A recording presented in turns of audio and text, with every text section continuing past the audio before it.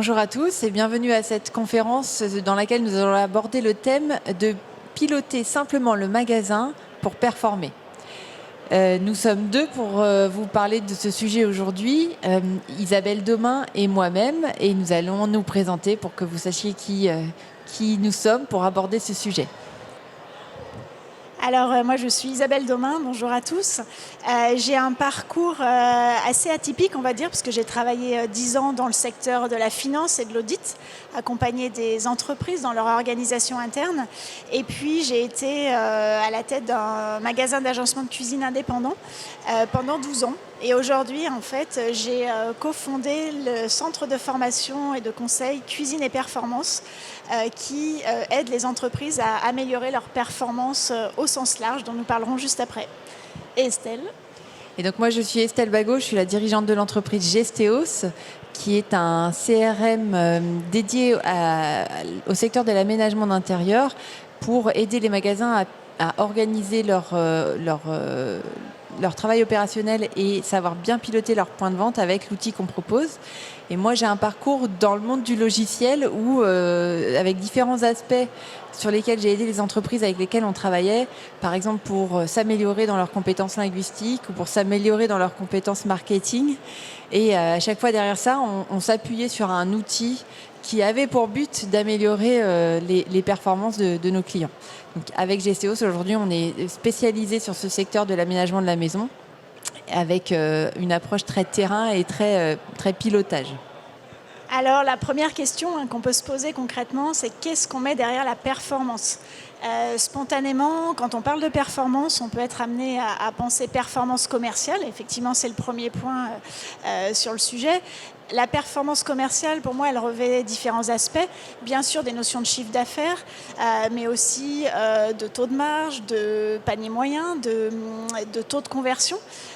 Et donc, tout ça, en fait, vient dans des aspects qui sont effectivement très suivis dans les différentes entreprises, avec plus ou moins d'outils, et c'est ce qu'on évoquera tout à l'heure. La performance aussi, c'est une question de gestion de temps. Une bonne performance commerciale, c'est aussi une conséquence d'une gestion de temps performante. Et puis, la performance, en fait, elle est assez individuelle en fonction des personnes, puisque chacun met ce qu'il veut, chaque dirigeant met ce qu'il veut derrière la performance. Ça peut être des performances d'activité, des performances financières, mais ça peut être aussi des performances qui n'ont rien à voir, des performances plus personnelles, d'un équilibre de vie, de projets aussi, peut-être de développement par ailleurs. Et donc, tous ces éléments-là rentrent dans la performance. Et tous ces éléments-là peuvent être suivis et peuvent être évalués au fur et à mesure. Alors, effectivement, pourquoi piloter ? Et comment piloter, ce sera la suite. Pourquoi piloter de manière assez basique ? C'est tout simplement pour savoir où on en est en termes de chiffres, en termes d'activité, pour pouvoir suivre les différentes personnes qui composent une structure. Et donc, en fait, cette vision-là, elle permet de se projeter en fait, dans l'avenir, de prendre des décisions stratégiques, de faire des réorientations quand il y en a besoin. Donc, on a besoin en fait, de ce pilotage et d'outils pour ça. Piloter, c'est aussi une diminution de stress. Moi, j'entends souvent mes clients me parler du stress, de la surcharge, de l'anxiété. Et donc, voilà, quand on sait où on en est, on a un stress qui est largement diminué. Et puis, bien entendu, suivre l'atteinte de ses propres objectifs. Et ces objectifs, voilà, qui peuvent aller au-delà de purement des chiffres, c'est aussi l'importance de piloter les différents éléments. Et donc, pour piloter tout ça, et suivre l'atteinte de ces objectifs, c'est aussi quand on voit qu'on n'est pas on track, quand on voit qu'on n'est pas en train de les atteindre, c'est prévoir de mettre en place ces actions correctives. Et justement, le pilotage, il permet d'avoir les données qui permettent de se rendre compte qu'on n'est peut-être plus exactement sur le chemin qu'on s'était donné, sur le cap à suivre, et de mettre en place ce qu'il faut pour rattraper le cap qu'on s'était donné, avant de se dire, mince, c'est trop tard. Piloter simplement, l'idée c'est d'utiliser des outils qui puissent être à la fois simples et complets. Alors, simple et complet, parfois ça peut être un peu antinomique, mais pour autant, quand on est submergé d'informations qu'on ne traite pas, ça n'a pas forcément d'intérêt, mais à la fois il faut quand même des outils.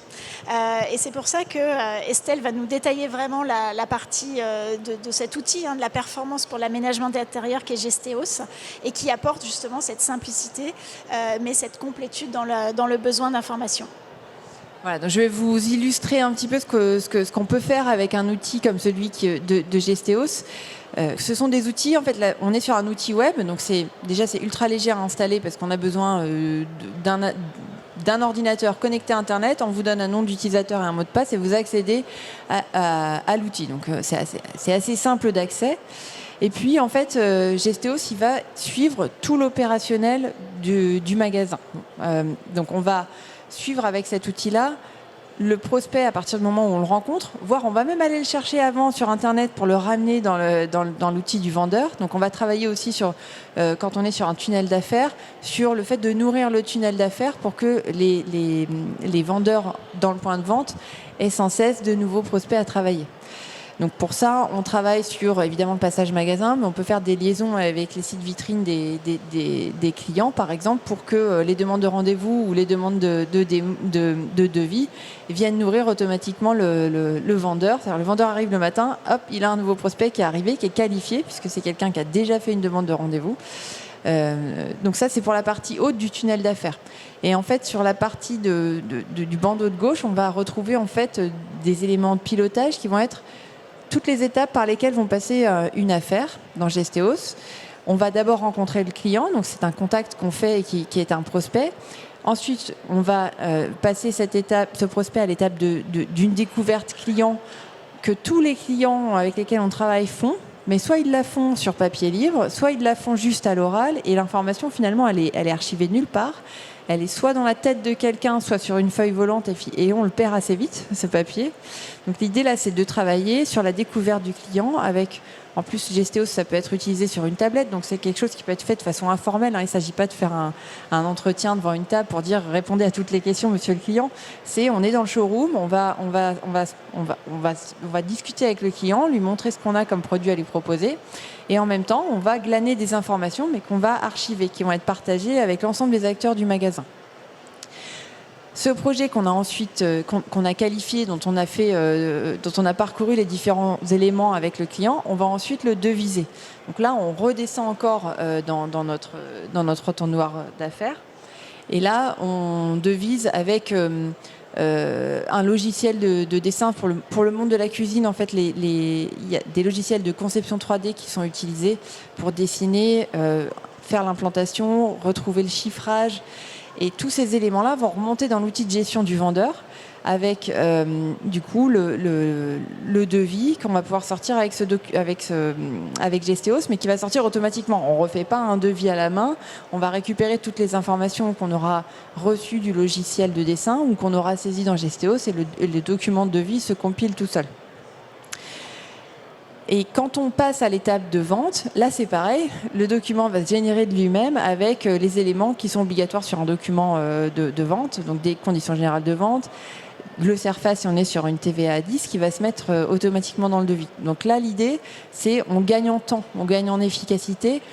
Si on fait un changement sur la proposition qu'on a fait au client, eh bien, le logiciel va faire un annule et remplace, va créer un avenant de façon automatique. Vous faites un clic et ça se fait tout seul, quoi. Donc l'idée, c'est de décharger les vendeurs de toute cette partie où on ne les fait pas refaire à la main différentes actions. Tout est centralisé dans un point central que tout le monde peut consulter. Et donc ce document de bon de commande client que j'aurais sorti dans Gesteos, il peut être aussi consulté par les autres acteurs du magasin. Et du coup, une fois qu'on a vendu le projet, avec un outil de gestion sur le terrain, comme Gesteos le permet, on va pouvoir sortir une facture d'acompte. Mais là, c'est pareil, sortir une facture d'acompte, ça peut être assez long et fastidieux si on doit la faire à la main à chaque fois. En plus du risque comptable qui serait qu'on n'ait pas des factures qui s'incrémentent et qui pourraient présenter un trou dans les numéros de facturation, par exemple. Donc il y a un gain de temps à trouver avec des outils dont on peut s'équiper facilement, et un risque diminué au niveau comptable, par exemple. Et pour compléter sur un aspect purement organisation interne, en tout cas moi de ce que je vois chez beaucoup de mes clients, quand il y a plusieurs personnes qui interviennent sur les dossiers d'une part et quand il y a plusieurs vendeurs par exemple d'autre part, il y a parfois des difficultés d'homogénéiser la manière de faire entre chaque personne, difficulté aussi de rentrer les personnes dans des procédures assez strictes peut-être, parce que le fait d'avoir des choses assez carrées, c'est aussi ce qui apporte la qualité derrière. Et donc, typiquement, on trouve ça dans l'outil pour mettre tout le monde dans le même rang. Oui, c'est vrai que là, du coup, la méthode de vente, elle est appliquée de la même façon par tous les acteurs du magasin, puisque le logiciel est assez structurant finalement dans la façon dont vont opérer les vendeurs au quotidien. Ils vont suivre un process qui va être d'étape en étape, et tout le monde va suivre les mêmes étapes. Et au-dessus de toutes ces données-là, on va pouvoir analyser de façon automatique les chiffres de la performance du point de vente. Puisque nous, on va récupérer toutes les données dans l'outil, on va récupérer les données de chiffrage, on va récupérer les dates de livraison, les dates de pause, on va récupérer les commandes qu'on a passées aux fournisseurs, on va récupérer les devis transformés qu'on va pouvoir comparer aux devis, des devis chiffrés qu'on va pouvoir transformer comparer aux ventes qu'on a transformées. Et avec Gesteos, vous avez un outil d'analyse. Donc, comme c'est un outil web, chaque action que vous faites est visible en temps réel sur l'outil. Donc, en plus, on a des chiffres qui sont consultables en temps réel à n'importe quel moment. Donc, les analyses qu'on propose pour suivre si on est au niveau de la performance qu'on attend, c'est par exemple le nombre de contacts qu'on a rentrés dans le magasin, les nouveaux prospects, et Gesteos va analyser en fait comment on les transforme en fonction de leur canal d'arrivée. Donc nous on sait, parce que vous l'avez dit dans l'outil, que vous avez rencontré ce client sur un salon qui est Esprit Meuble 2021 par exemple, et ben on va pouvoir vous dire ok, tous les contacts que tu as rencontrés au salon, tu en as transformé tant de % en vente. Ou tous ceux qui viennent d'internet, tu en as transformé tant de % en vente. Donc on est capable de savoir si les investissements de communication qu'on fait sont rentables. On va aussi pouvoir, par exemple, extraire un critère comme celui du code postal. Et l'outil, tout seul, il vous donne combien de chiffre d'affaires vous faites par code postal, ou par ville, ou par vendeur. Donc, vous savez exactement si vous avez un choix de 4x3 à faire, sur quelle commune vous allez le mettre, parce que vous avez la donnée qui s'est compilée en un drag and drop, un clic, on va dire. L'autre donnée, et qui est sans doute celle qui nous intéresse le plus aujourd'hui, c'est la performance commerciale. Donc là, on va pouvoir toujours comparer ce qu'on s'est donné comme objectif à ce qu'on a réalisé. Tout ce que vous faites comme vente dans l'outil, il se calcule automatiquement, puisque quand vous passez une vente, nous on sait que c'est une vente et on va compiler les chiffres à partir de ces données. Donc vous n'avez rien de plus à faire en fait que ce que vous faites déjà dans le quotidien. C'est l'outil lui-même qui va analyser les données. Et donc on va donner des chiffres sur le taux de conversion, combien de devis j'ai transformé en vente. On va analyser la marge que vous faites en moyenne sur ces affaires. On va analyser cette marge en pourcentage et cette marge en volume, en montant en euros. On va pouvoir dire sur le mobilier combien je fais de marge, sur la pose combien je fais de marge. Voilà. Donc on a toutes ces données en fait qui sont accessibles sans que j'y consacre du temps, sans que j'ai 40 tableaux Excel à incrémenter derrière et qui sont chronophages et qui me satisfont pas, ces tableaux, parce que j'y passe tellement de temps que finalement ma donnée je l'ai longtemps après, parce que je peux pas le faire tous les jours de compiler mon tableau Excel. Voilà, donc l'idée en fait, l'outil, c'est de se décharger dessus. Il y a plein de choses qu'il fait tout seul. Les éléments qui sont à remplir par le vendeur sont de toute façon des éléments qu'on a besoin de connaître pour pouvoir suivre l'affaire jusqu'au bout. Donc en fait, ça fait gagner énormément de temps et de sérénité. C'est ce que tu disais, Isabelle, tout à l'heure. Et effectivement, ces chiffres, ils arrivent facilement, on ne perd pas de temps, et derrière, le gros intérêt, ça va être leur exploitation, et de manière assez, j'ai envie de dire presque ludique, parce qu'on a les éléments qui sont visuels. Mais par exemple, admettons, on a un panier moyen de 10 000 €, finalement, on se dit, tiens, maintenant, on va aller essayer de chercher un panier moyen, par exemple, à 10 300. Bon, c'est 3% de plus, mais voilà, chaque vendeur peut être aussi un peu dans l'idée d'aller de l'avant et d'aller de l'avant par rapport à ses objectifs. Et puis voilà, 3% là, puis après l'année d'après. Et on voit que sur quelques années, on peut réellement passer du simple au double, voire au triple en panier moyen. Et on a en permanence l'outil de suivi.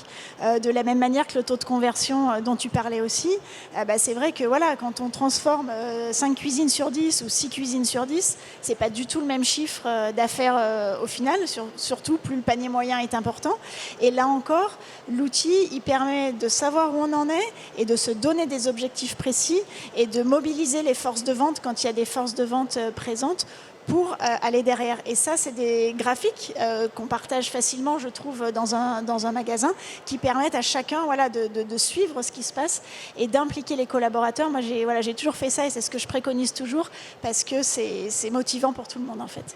Et surtout que cette implication des collaborateurs, elle est clé dans la performance, que performer, c'est aussi motiver ses équipes. Motiver ses équipes, là, on a des chiffres qui sont objectifs. Les données, elles sont brutes, on les analyse, elles sont incontestables, on va dire. Et donc, ça permet aussi aux équipes de dire, regarde, là, on n'est pas loin de pouvoir accéder à ce 3% de plus. Si on fait ça, si on telle action, regarde, le mois prochain, on s'y remet, et je suis sûre qu'on va réussir à les avoir atteints. C'est aussi, par exemple, challenger, créer de l'émulation dans les équipes. Là, c'est pareil, on peut se donner des challenges internes dans l'entreprise que l'outil va permettre de suivre.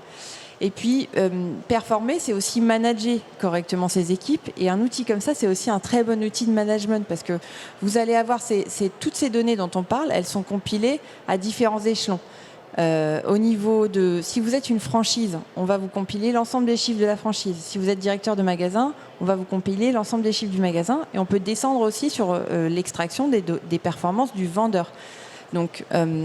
on peut accompagner le vendeur si on voit que, par exemple, on a un vendeur qui a tendance à perdre les projets dont le panier moyen est élevé. L'outil va nous le dire. Et on va pouvoir aller travailler avec ce vendeur, le former, l'accompagner pour l'aider à apprendre à transformer les projets à fort montant.